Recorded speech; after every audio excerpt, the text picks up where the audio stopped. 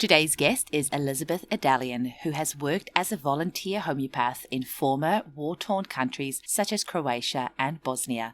It was during this time that Elizabeth made the sudden realization, while taking a patient's case history, that the main influence upon the case was not so much what the patient endured as a result of the war, but what they brought to that suffering from their years of infancy and childhood. Elizabeth wrote a book called Touching Base with Trauma, Reaching Across the Generations, a three-dimensional homeopathic perspective.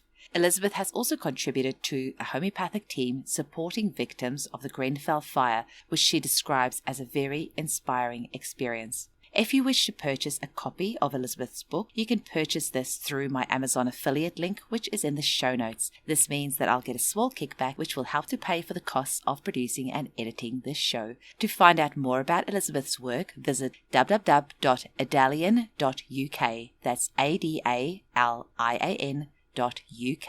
Thanks for listening.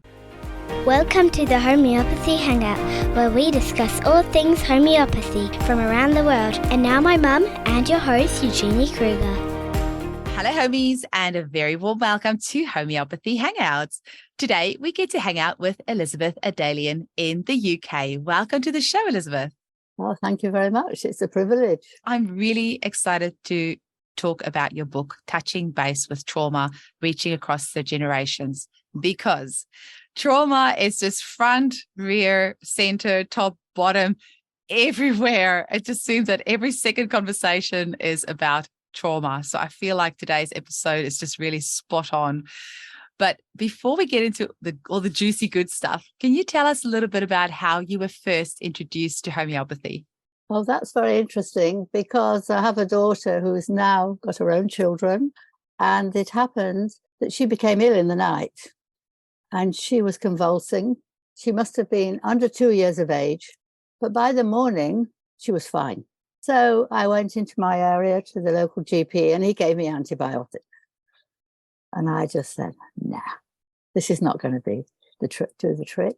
So I went to a local health shop where I knew someone, and he said, well, there's a homeopath around the corner. I didn't even know what homeopathy was. And the first question the homeopath asked me was, well, what was she eating the night before? And I said, well, actually, her older brother was making ice pops, and she was standing on a chair by the freezer, helping herself. I said, that's the clue. That's the clue. And from then on, I was sold. I just thought, this touches the spot. And we never looked back, really. She, nor any of his family members. Wow. And then how did you make that leap then into studying to become a homeopath yourself? Well, I bought the book by George Vizulkas, Medicine of the New Man, and I just thought, wow, this just satisfies every aspect of my interest. And I went ahead and got the book, and then I explored it and thought, this is for me. And I found a college and I pursued it. It's amazing. How lucky are your children to grow up with a homeopath mum, hey? Well, yes, exactly.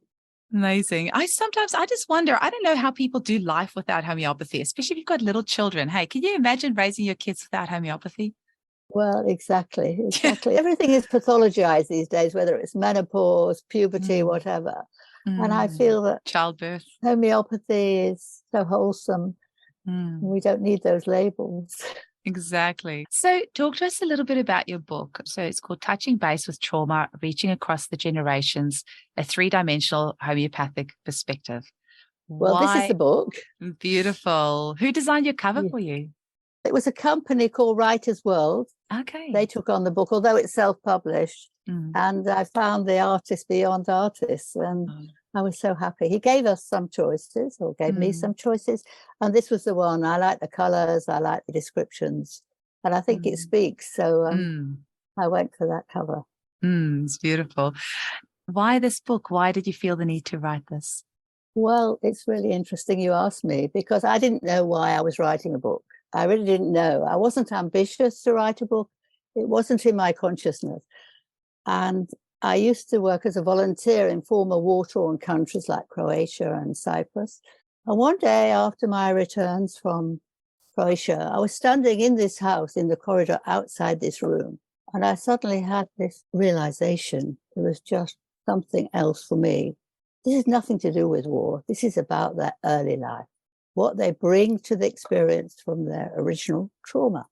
Mm. And this was repeated time and time again. And then I thought, you know what, we've all got our own trauma. We all enter an unresolved field, whether it's to do with trauma itself, battle or abuse, etc., or it could be a drug lair, it could be any kind of influence. And I thought, this is very compelling. And at the same time, there was a lot of awareness coming onto the horizon about epigenetics and neuroscience. I thought, this marries very well. I need to combine. And I'm still so immersed in the field because since the book came out in 2017, there's so much more awareness about the links between early life and gestational life, early life in the womb, what goes before in the parents' life and the ancestors. And that's really what put me on my path. And I know a lot of homeopaths that I've had on the show that have written books have said it's taken them years to write a book. How long did it take you to do this? And what was the journey of writing this book?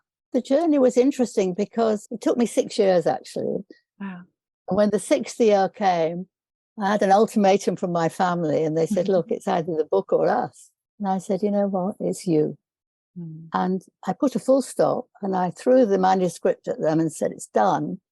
And ever since that day, I never really wanted to add, although, of course, now I've moved onto other fields, perpetuating that path. It's not to do with this original book in the context how it exists now.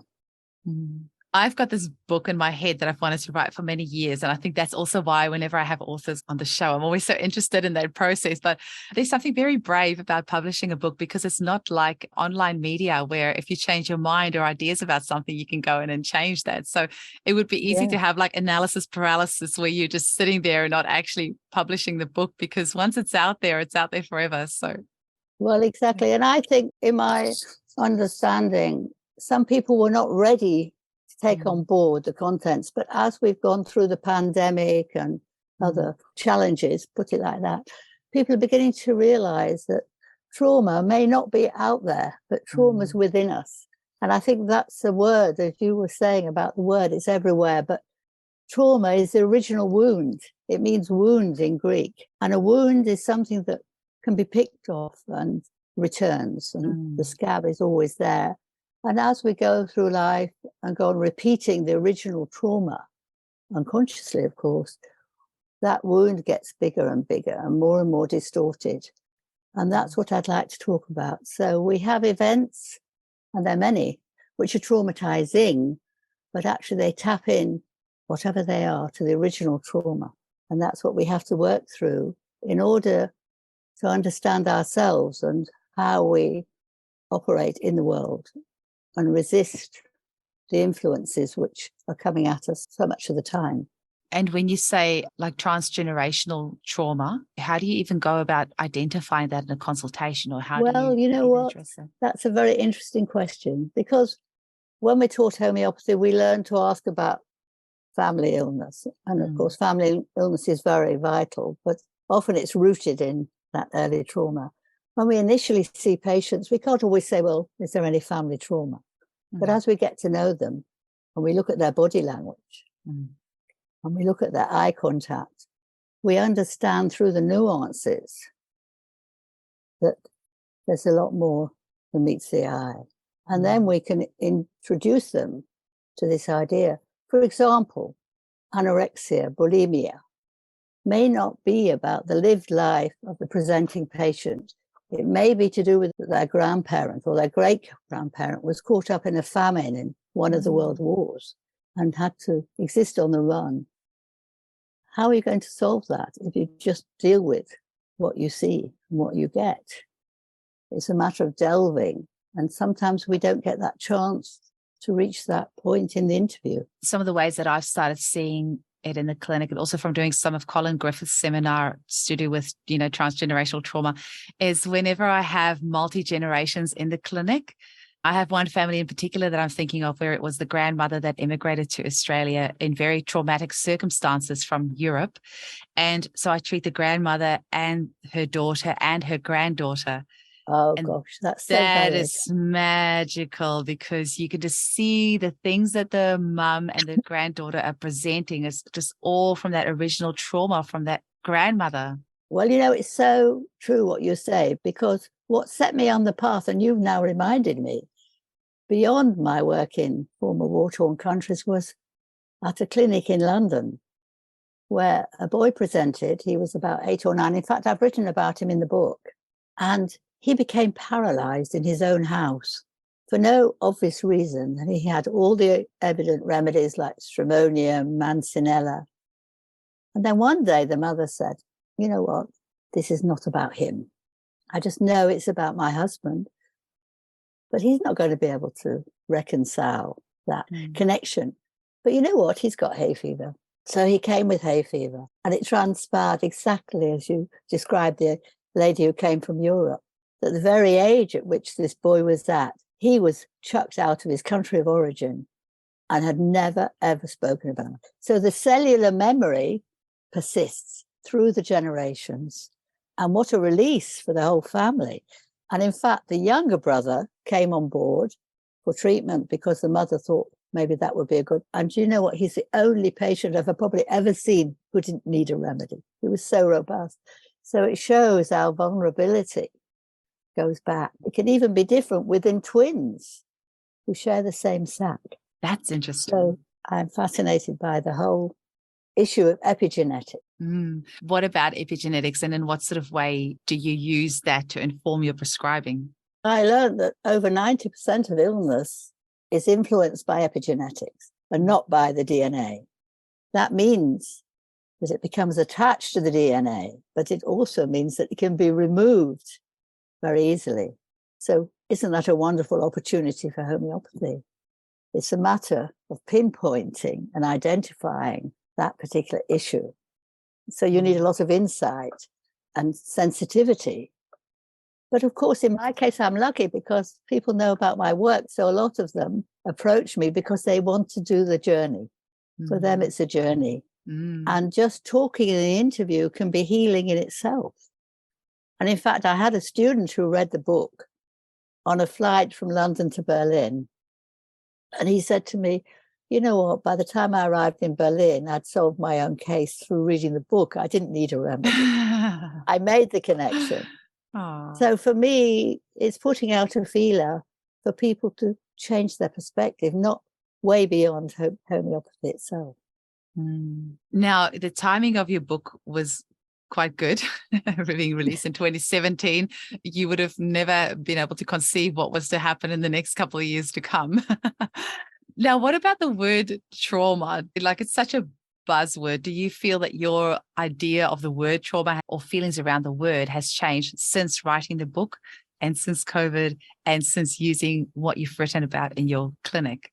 I would say no, but I would say that there's a misjudgment in using the word trauma for the events out there. I would say they're traumatizing. But I had patients during COVID who were actually ecstatic. They thought it was wonderful because they could work from home. They didn't want to see people anyway. So it just reinforced everything they wanted in their lives.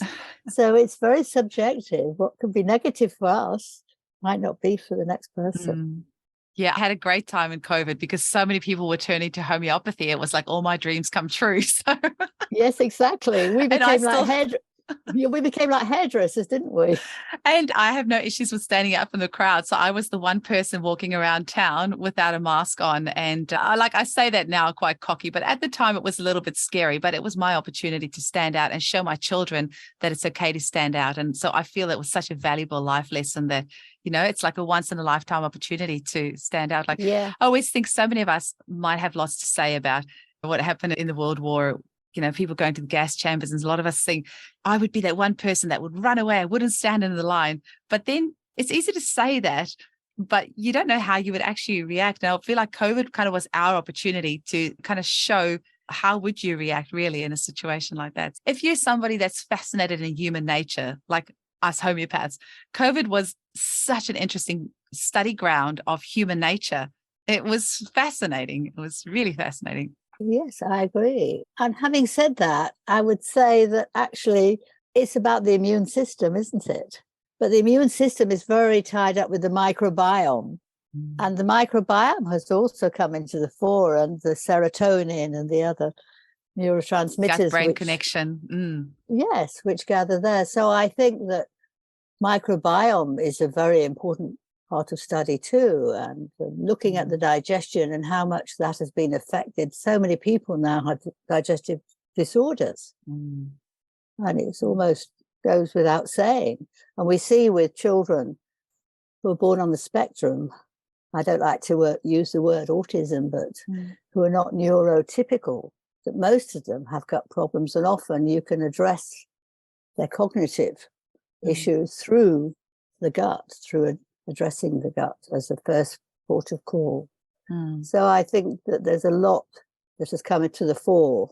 And what about the vagus nerve? What about the vagus nerve?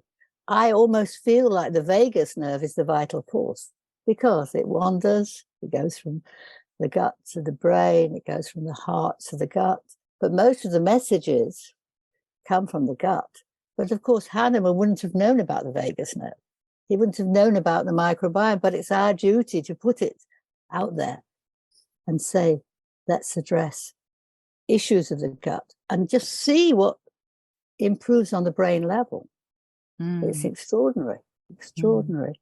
So we are at the cutting edge. We're definitely the cutting edge of everything that's out there, but we need to gather it. We need to bring it on board and dispel it and expel it and infuse other homeopaths to understand how much they can embrace these ideas within their practice.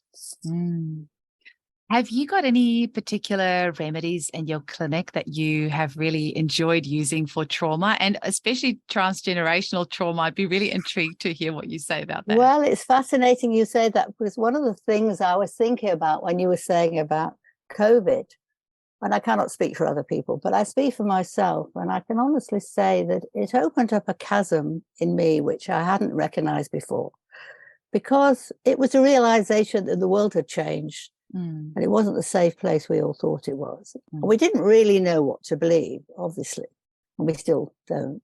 So there's a lot of grey area around it. But one of the remedies that came on board for me, in fact, I wrote one of my blogs or set of articles about it, was plutonium. So when I read about plutonium in the Materia Medica, I thought, gosh, that's an extreme remedy. But actually, after COVID, I found many patients, including myself at one point, were expressing symptoms of plutonium. Plutonium, hellebores, picric acid was a great one. Picric acid I liked. COVID, in fact, I wrote extensively about it, is because it's very much about burnout, but it's personal burnout.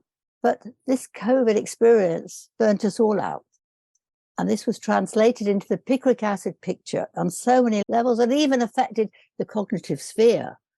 So patients who altered as a result of COVID, picric acid can really bring them back to themselves through the brain. But we don't know so much about that remedy, but now it's out there, definitely out there, I think.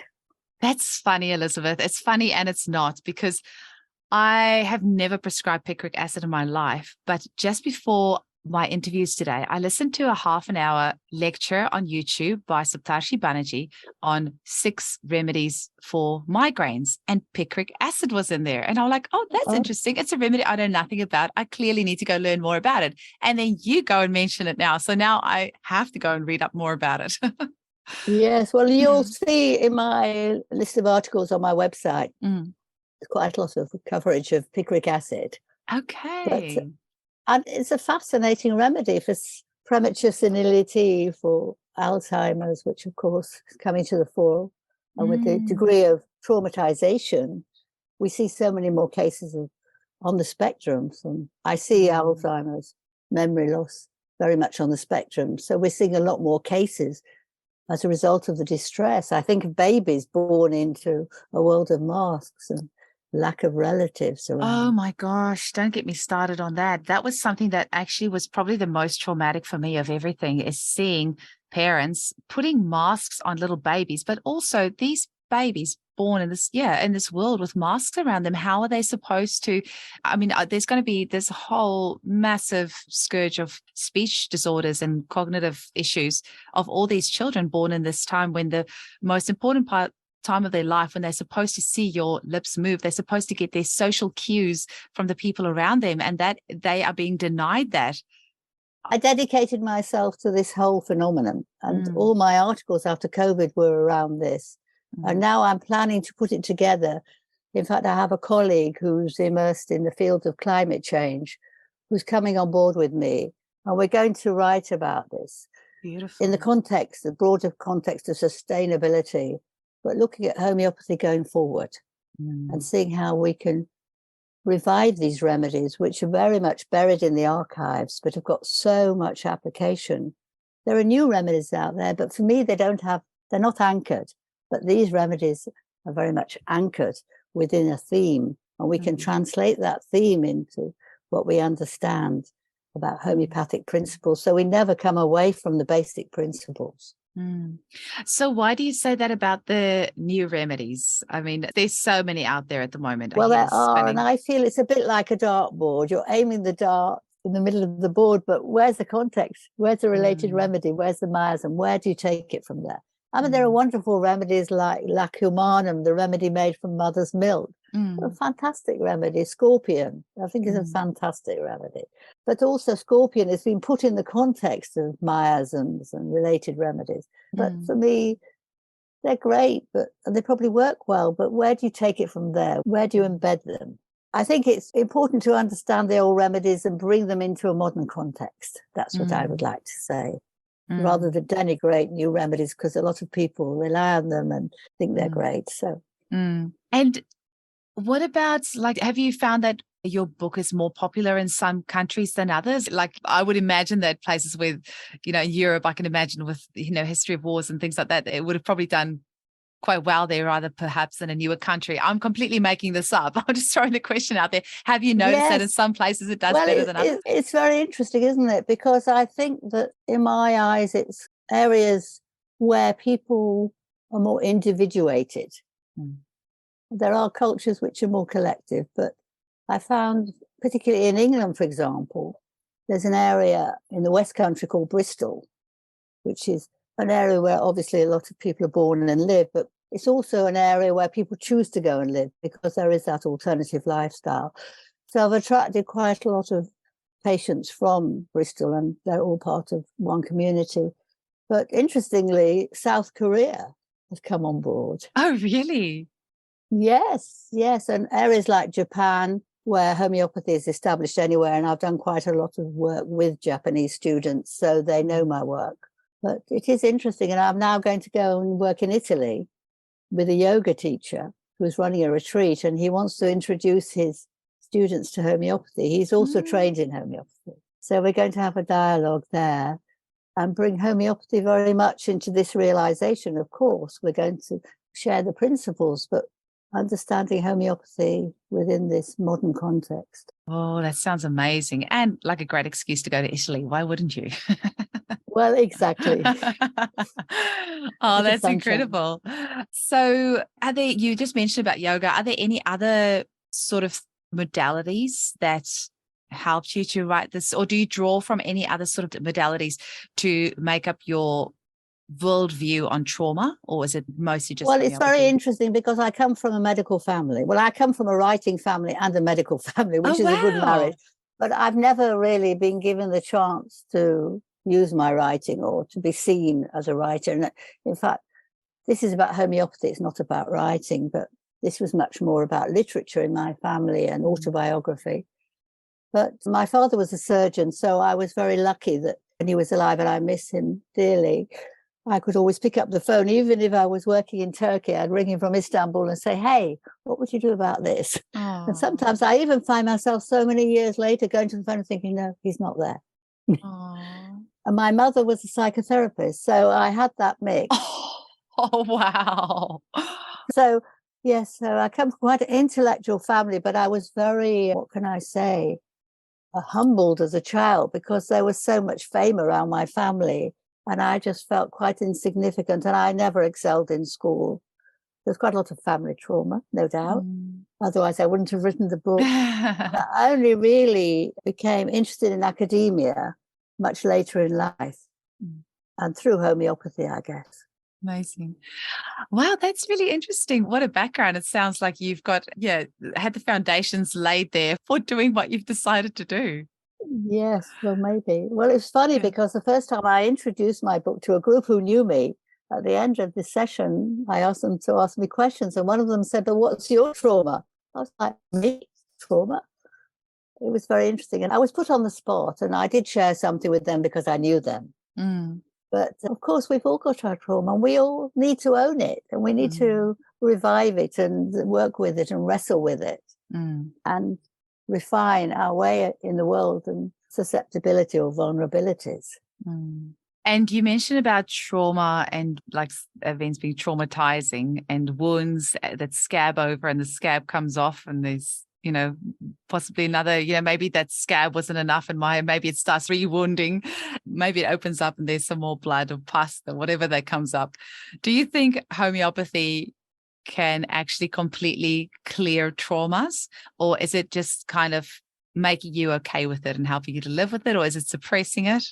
I'm being devil's advocate here, by the way.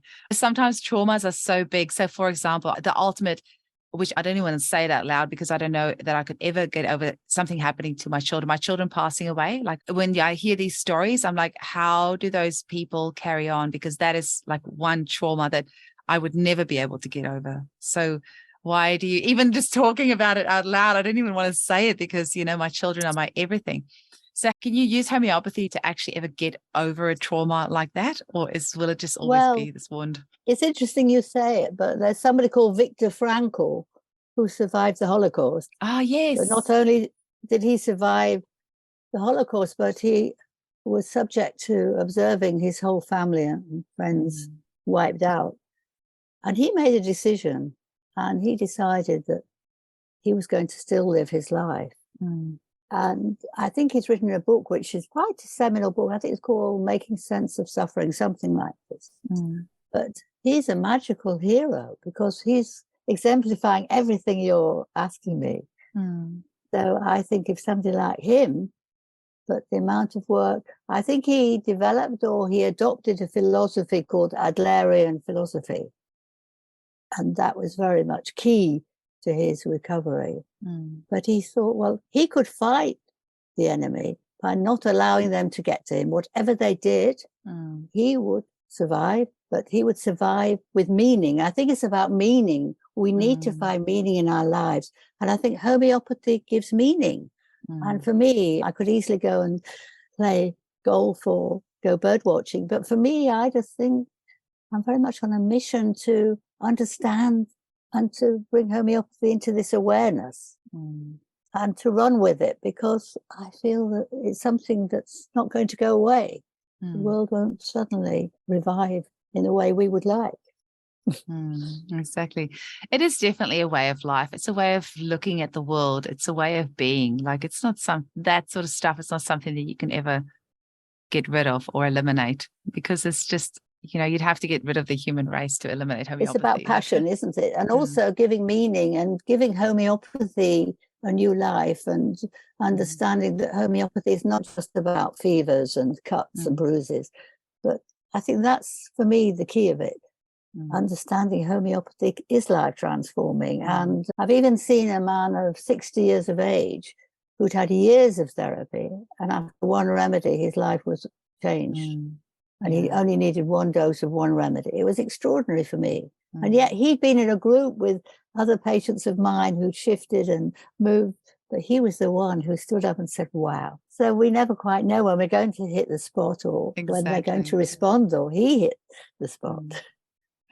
Now, I think you might have possibly alluded to this before when you said that you've got a whole bunch of blogs, and have you got any other book writing projects on mind? Are you going to turn those blogs into a book, or have you got anything else that you're planning on doing? Well, yes, that's a good question. I mentioned my colleague Nigel Hargreaves, who's been a great support to me with this book and with my website, because I'm very, well, probably you're aware, I'm very untechnological. And in fact, I miss my son in Australia because he used to be the one to help me with all that. But Nigel and I came to the conclusion that these blogs are so important that we need to put them in some cohesive form. And he would bring his expertise about climate change and sustainability to give the book more meaning beyond homeopathy for an audience out there, and for them to embrace homeopathy in the field of trauma and traumatization, and to distinguish between the two. So it's a very exciting project. We just need a publisher now. So if anybody would love to back us, we're here. If anyone out there is listening, this is your chance. Exactly. So, Elizabeth, is there a final message that you want to leave our audience with, and where can they get hold of you? I'd like to say that nothing is fixed, that we can change our construct, and that we need to look back. We need to touch base. It's about touching base, but also owning and embracing and working with. And I've always been very keen on sharing, obviously in a guarded way, but I think that sharing, and I think also it's a very exciting time to be alive. We're allowed to be vulnerable. We're allowed to show it, but it mustn't become our life, our whole life. We need to just dedicate ourselves to the journey, but just see where it leads. And it's amazing. It can move mountains. It really can. And I would love to help move mountains. And how can people get hold of you and your book as well? Where's the best place to purchase your book from? It's on Amazon. It's in hardback and softback and Kindle. I am open to doing seminars too, and workshops. Yes, my website is adalian.uk. That's my surname. And the articles are there. There's also links to other teachings and stories about my work. Yes. Amazing. Well, I have to go and find out who was the person that recommended to have you on the show. Somebody emailed me, they said, you have to get Elizabeth Adalian on the show. And I'm like, it's just been really lovely to get to speak with you and have you share this with us. And thank you so much for your time. I really appreciate it. Well, it was Ren, actually. Somebody called Ren. Oh, it was Ren. That's right. Yes. Okay. Yeah, she's a very generous human being. Thank you, Ren. Oh, Ren, it's lovely. It was really nice to have her on the show. Yeah, it that's was lovely great. to meet you. Yes. Same. Thank you very Thank much you so indeed. much for your time. Pleasure, Eugene. Bye then.